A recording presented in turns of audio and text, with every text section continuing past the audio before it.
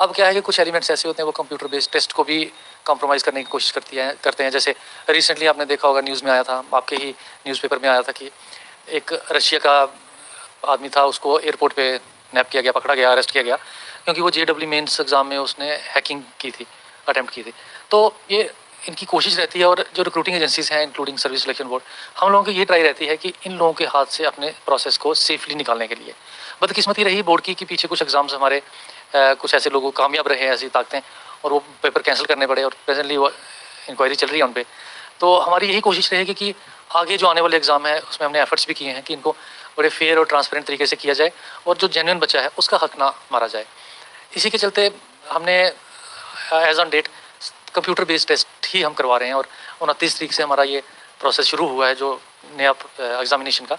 तो ये इसी का एक स्टेप है कि हम कंप्यूटर बेस्ड टेस्ट की तरफ शिफ्ट हुए हैं। अब इसमें फिर आता है कि कंप्यूटर बेस्ड टेस्ट, जैसे मैंने आपको बोला कि हैकर्स वगैरह आते हैं, तो इस प्रोसेस को भी सिक्योर कैसे करें, सेफ कैसे करें। इसके लिए हमने नेशनल लेवल की जो एजेंसीज़ हैं, रिक्रूटिंग एजेंसीज़ हैं, नेशनल टेस्टिंग एजेंसी है, स्टाफ सिलेक्शन कमीशन है, इनके प्रोसीजर को थोड़ा स्टडी करने की कोशिश की, और हमने उसी पैटर्न पे एक जो जीएडी ने एक परचेज कमेटी हमारी बनाई थी, उसने एक रिकमेंड किया एक एग्जामिनेशन कंडक्टिंग एजेंसी जो हमारे यहाँ कंप्यूटर बेस्ड एग्ज़ाम करवाएगी। तो उसको फर्दर हमने एक स्टेप आगे चले, और हमने एक और कंपनी को हायर किया जो थर्ड पार्टी ऑडिट करेगी इन सारे प्रोसीजर्स का, जो कि हमारी एग्ज़ाम कंडक्टिंग एजेंसी फॉलो करेगी।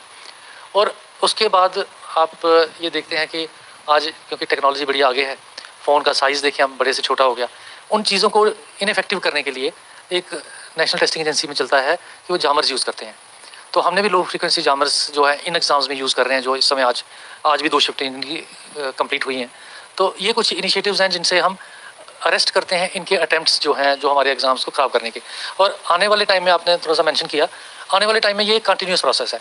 हम ये नहीं कह सकते कि हमने ये आज कर दिया तो इससे हम बिल्कुल सेफ हो गए। इसके अलावा हमने बड़े चेक्स एंड बैलेंसेस रखे हैं और कोशिश कर रहे हैं, और इन चेक्स एंड बैलेंसेस को हम हर स्टेज पे, हर एग्ज़ाम में इंक्रीज़ करेंगे, कहीं चेंज करेंगे, अमेंड करेंगे, ताकि जो नेफेरियस डिज़ाइन्स हैं उनको हम बिल्कुल नेगेट कर पाएँ, डिफीट कर पाएँ। क्यों, और हम थोड़ा और भी इसको करेंगे, कोशिश करेंगे मार्च अप्रैल तक और ज़्यादा करने की।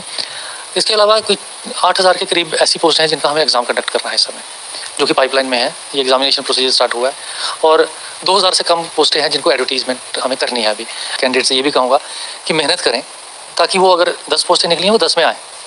आप अगर 12वें नंबर पे हैं, 11वें नंबर पे हैं, तो आप रह गए। तो अपनी मेहनत करें और बोर्ड पे भरोसा रखें। बोर्ड के सारे जो ऑफिशियल्स हैं उन सभी की यही कोशिश है, और उसी में लगे हैं कि भाई बेस्ट लोग जो हैं वो सिलेक्शन में आए, एक ट्रांसपेरेंट और फेयर तरीके से हम सिलेक्शन कर पाए इन एग्ज़ाम्स में, या कहीं फ्यूचर में कभी भी बच्चों को अगर ये कोई इनपुट मिलता है, क्योंकि ये कनेक्टेड होते हैं आपस में, इनको पता लग जाता है कि अगर कोई गलत डिज़ाइंस चल रहे हैं या कुछ ऐसे एलिमेंट्स आ गए हैं, तो ये हमारे साथ बेहिचक हेजिटेट किए बिना हमारे साथ शेयर करें। लेकिन बात वही है कि हेर से भी मत चलें, आप अफवाहों पे मत चलें, क्योंकि उसका नुकसान इनको भी है। अगर बोर्ड अच्छी तरह से काम नहीं करता, इनको भी नुकसान है, इनकी सिलेक्शंस डिले हो जाती हैं। तो मेरी इनसे यही रिक्वेस्ट है, एडवाइस है इनको, छोटे हैं, बच्चे हैं, कि मेहनत करें अच्छी तरह से, और अफवाहों पे ना जाके अगर कोई क्रेडिबल इनको इनपुट मिलते हैं वो शेयर करें हमारे साथ, बोर्ड के किसी ऑफिसर के साथ, मेंबर्स के साथ, मेरे साथ करें। वी आर ओपन, क्योंकि अगर एक बच्चा भी गलत सेलेक्ट हो जाता है तो शायद बोर्ड अपनी हार मानेगा इसको।